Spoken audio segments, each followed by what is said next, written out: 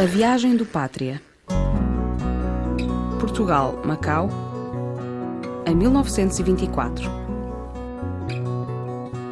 Foi há 100 anos que 3 portugueses voaram pela primeira vez entre Portugal e Macau, numa altura em que a audácia humana testava continuamente os limites de uma aeronáutica nascente. A viagem transcontinental de Brito Pais, Sarmento de Beiros e Manuel Gouveia, apoiada e seguida atentamente pelos portugueses, deixou uma marca na história da aviação. Aqui contamos como tudo se passou. O podcast A Viagem do Pátria é uma produção conjunta da Força Aérea Portuguesa e da Universidade do Porto. Episódio 11. De Lahore a Rangoon, a ameaça da monção.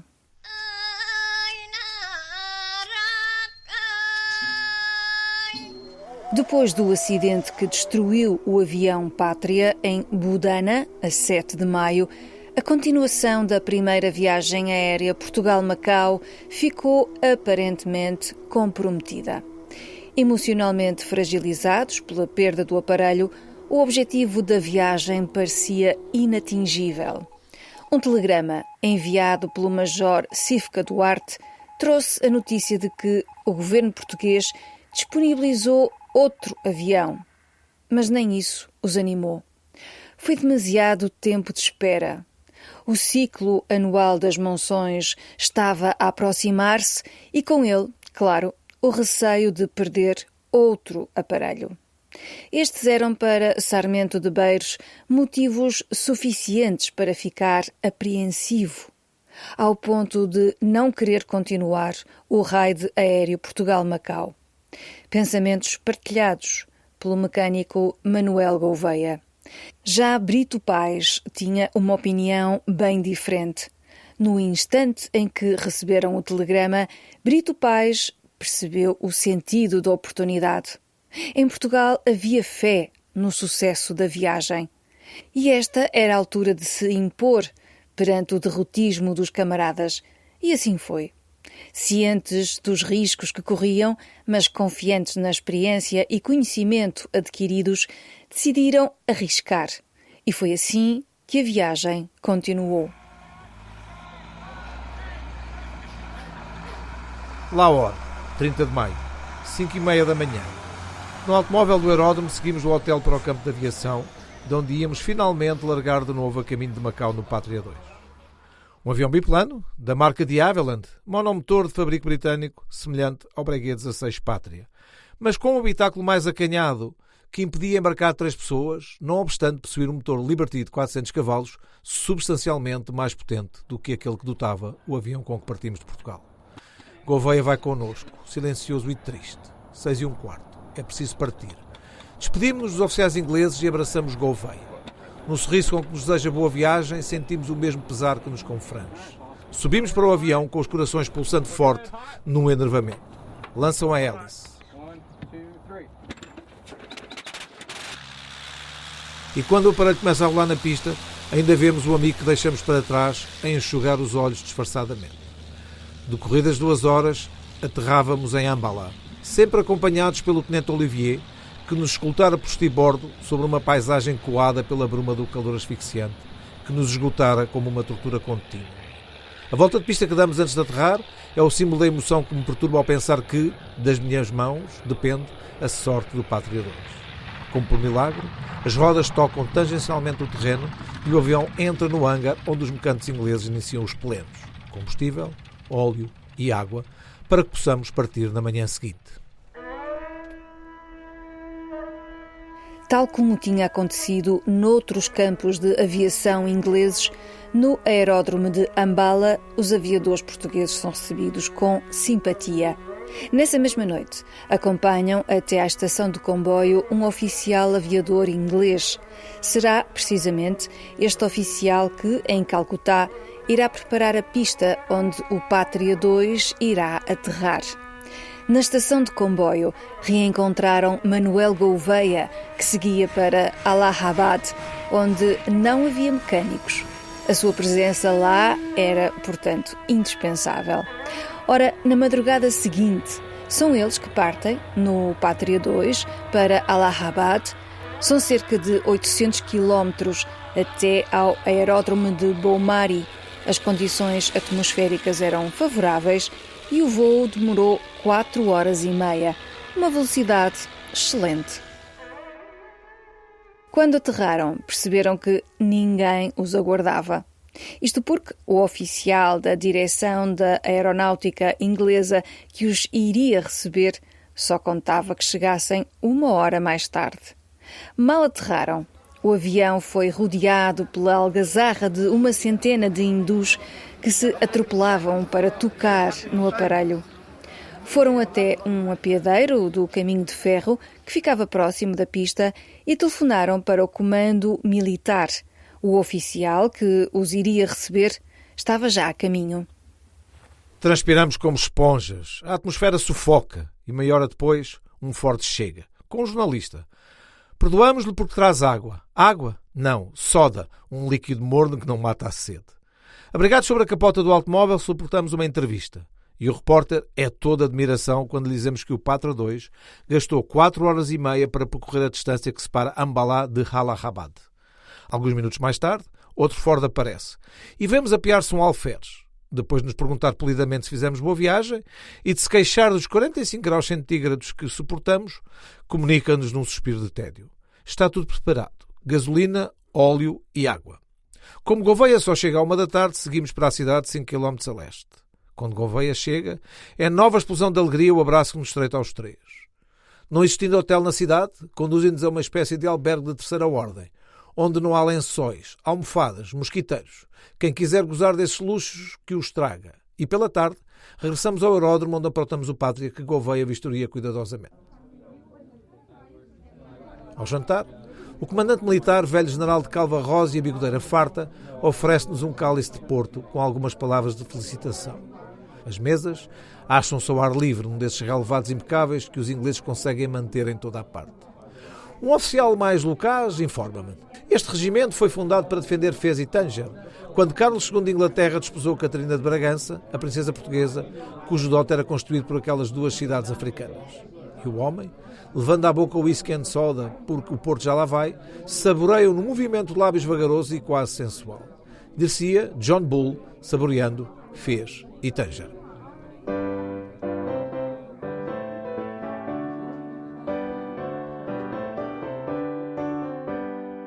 Na manhã seguinte, a 1 de junho, partem de Allahabad para Calcutá. São 850 quilómetros de viagem a sobrevoar uma região muito fértil, embora a bruma nem sempre deixasse apreciar bem a paisagem. Acompanham o rio Ganges, entretanto apontam a norte e avançam para os 1900 metros da montanha de Parasnath. Voam agora a 2.200 metros do chão. De tempos a tempos, conseguem ver, lá embaixo, alguns comboios a circular. Parecem brinquedos. 4 horas e meia depois, aterram num aeródromo de 800 por 400 metros, local escolhido por ter, alegadamente, a melhor direção de vento. Mas, na realidade, ao aterrar, perceberam que o vento, afinal, soprava atravessado. Debateram-se ainda com os turbilhões de uma atmosfera tórrida e quase entraram em perda de velocidade sobre as copas do arvoredo. Na iminência de fazerem parte da decoração arbórea, ou de rentrer dans le décor, como diz a gíria dos aviadores franceses, Sarmento de Beires dá mais gás aos 400 cavalos do motor Liberty. O piloto puxa bruscamente pelo manche e é assim que consegue passar, rés-vés, nas copas mais altas. Já no solo, é obrigado a fazer um cavalo de pau para que o aparelho não fosse embater num rebanho de vacas. Ou seja, uma curva de emergência, apertada e brusca, antes que o desastre acontecesse. Um dos arcos do arvoredo serviu de hangar para recolher o avião. Estavam, na altura, 42 graus à sombra. Mesmo com estas condições atmosféricas, a velocidade média da etapa tinha ficado pelos 200 km por hora. Pouco tempo após a nossa aterragem, chegam-se à pista, ao Maiden, como lhe chamam, o cônsul de Portugal, Padre Teixeira, alguns oficiais britânicos, entre os quais um piloto aviador para nos prestar auxílio, e o cônsul do Brasil, grande amigo do nosso país, que nos abraça efusivamente, seguindo todos de imediato para o hotel que nos aguardava. Depois são as recepções oficiais, a ação solene promovida pela colónia goesa, a chegada de Gouveia e um banquete diplomático.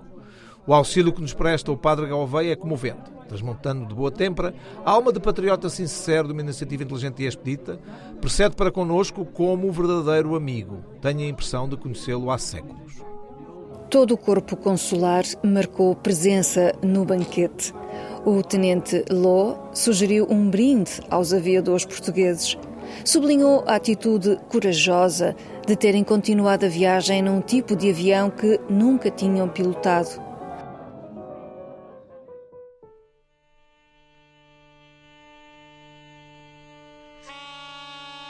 Calcutá é uma grande cidade, com um calor impiedoso, e Brito Paes já só pensa em tomar um banho frio. Alojado no melhor hotel da cidade, abre a torneira da casa de banho, estende os dedos e retira-os logo a seguir. Os reservatórios da água, situados no terraço do edifício, apanhavam sol de manhã à noite. Manda vir uns quilos de gelo, despeja-os na banheira, mas a água continua quente. É assim, no verão, a fornalha de Calcutá. Mesmo atormentados pelo calor e pelo avançar da monção, acabam por passar ali 3 noites para contentamento de quem os queria homenagear. No dia 4 de junho levantamos voo para Aquiab. Gouveia fica. Estou a vê-lo ainda na madrugada translúcida junto ao Pátria 2 que vai tomar posição para descolar. Nós recalcamos cá dentro a nossa mágoa e ele agita os braços num adeus com votos de boa viagem. Só tornaríamos a vê-lo em Macau. Iniciada a descolagem, desprendemos-nos do solo, subindo através da névoa matinal. Pouco depois, avançamos para o delta do rio Ganges, que Brito Paes vai confrontando com a carta onde traçar a rota a seguir, atentamente, pois os complexos braços do rio e canais entrecruzam-se num labirinto emaranhado que exige formidável atenção do olhar e compreensão do terreno. Na linha do horizonte, diante de nós, grandes massas de cumulonimbos poisados sobre as montanhas revelam-nos os primeiros sinais da monção que se avizinha. O Pátria 2 singra entre aguaceiros, o vento sudoeste retarda-nos a marcha. E a viagem torna-se monótona, deslizando sobre uma paisagem arborizada que se repete, salpicada das povoações e ilhotas que guarnecem o litoral.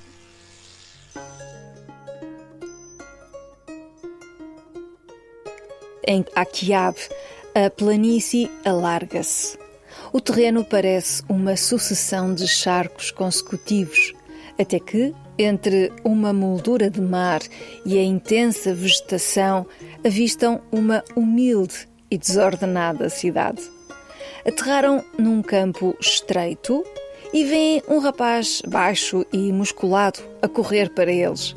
Tinha o rosto moreno, sombreado por uma frondosa barba. É Plenderleith, o piloto que acompanha McLaren na volta ao mundo. Conta-lhes que o avião apanhou chuva, perdeu velocidade e foi parar a um porto junto à praia. Very bad luck, diz o piloto, enquanto aguardava a chegada de um avião de reserva proveniente de Tóquio. Para fazer o mesmo percurso, os ingleses precisaram de mais recursos, ou seja, 4 motores, um trem de aterragem, uma hélice e 2 aviões. E afinal, demoraram o dobro do tempo do que os portugueses para chegar àquela pista de Aquiab. O governo britânico, que não teve qualquer papel na organização da viagem de McLaren e Plenderleith, desde o seu início que pôs todos os recursos da aeronáutica à disposição daqueles aviadores. É natural que assim seja, afirma Plenderleith. E quando lhe contamos as circunstâncias em que fazemos a viagem Portugal-Macau, escapa-se da sua boca um "oh" de surpresa e ceticismo. Mas então, o Ministério da Guerra, arrisca ele a pergunta. E nós calamos-nos, porque não temos coragem para lhe dizer a verdade.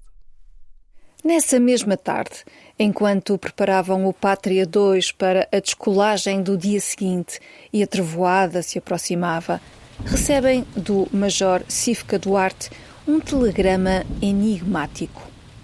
Dirijam toda a correspondência para o Aeroclube. Tiveram um triste pressentimento, enquanto pensavam nos mais variados motivos para aquele telegrama.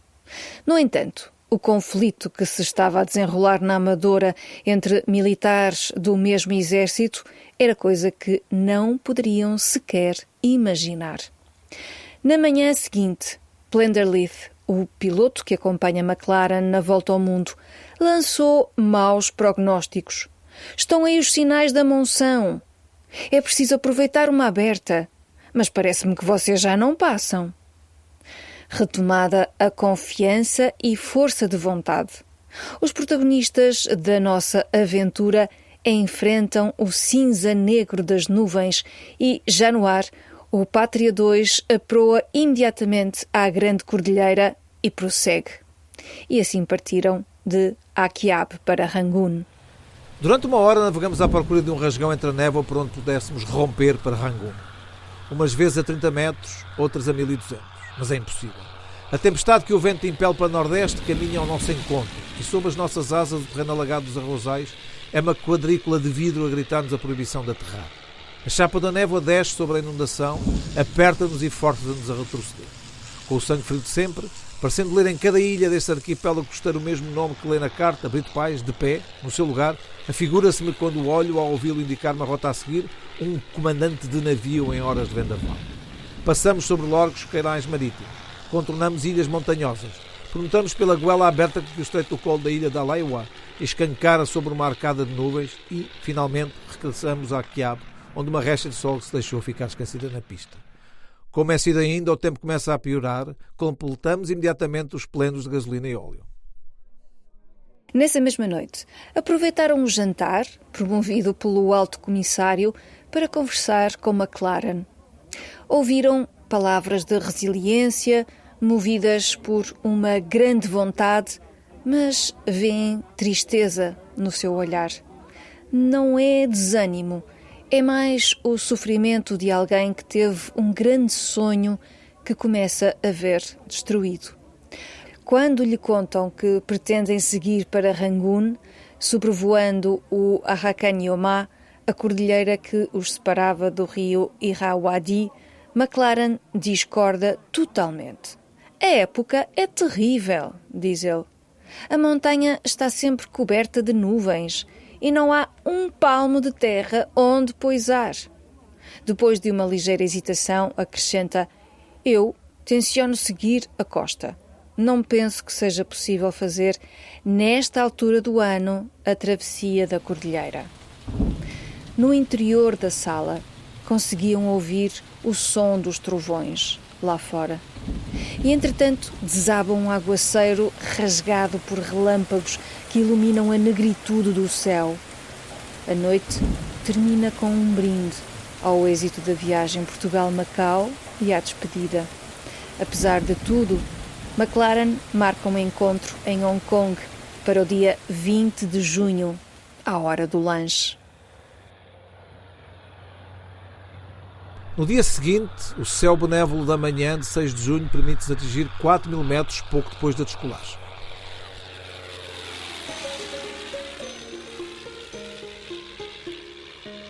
O Pátria 2 roça a hostilidade das ravinas da cordilheira de Arrakaniyoma e sulca o espaço, entre os cirros tenuíssimos que empedram o azul e os altos cúmulos que as asas roçam. Embaixo, a floresta densa tem um aspecto emaranhado de uma juba, pressente-se a respiração de feras, e irresistivelmente a ideia de Pan crepita um segundo na nossa mente. Os recôncavos de Arakan vão passando sobre o algodoado das nuvens fortemente iluminadas, onde a canção metálica do nosso motor Liberty ressoa sem o menor desfalecimento. Pouco a pouco, a altitude da montanha diminui e o vale do Irrawaddy alastra-nos pé, manchado de nanquim pela sombra de cúmulos agigantados. Descemos para 1.000 metros. O calor aperta, a agitação do ar fadiga. Deixamos o vale para seguir a linha férrea a caminho de Rangoon, que por fim vermelheja no horizonte envolto por arvoredo e lagos, com o seu notável pagode, que vista a nossa altitude parece um bibelôzinho de ouro. Fazemos a pista, que é um campo de corrida de cavalos com 700 metros de comprimento por 300 de largura, e iniciamos a aterragem em pleno centro da cidade, entre árvores, torres da igreja, pintas de pagode e casario. O vento sopra transversalmente embora das nossas informações constasse que tal circunstância nunca se dava. Consigo aterrar à terceira tentativa, depois de passar mais baixo que o alto minarete do Grande Pagode e de escapar à teia de aranha dos fios telefónicos. Apesar dos que julgavam ser impossível atravessar a cordilheira do Aracanhomá naquela época do ano, Brito Paes e Sarmento de Beires concluíram a viagem. E isto num avião de cabine aberta, cruzando as montanhas a 4.000 metros e sem máscaras de oxigênio. Não admira, por isso, que depois da aterragem seguissem de imediato para o hotel. Caíram na cama como pedras e mergulharam num sono de chumbo. O nevoeiro e a chuva marcaram presença contínua nos dias que se seguiram. A partida era, naturalmente, desaconselhada. Assim sendo, a primeira viagem aérea Portugal-Macau foi retomada no dia 9 de junho, quando o Pátria 2 descolou de Rangoon rumo a Bangkok. Mas isso é assunto que guardamos para o próximo episódio, com mais aventuras e alguns dramas que fazem parte das memórias desta primeira viagem aérea entre Portugal e Macau.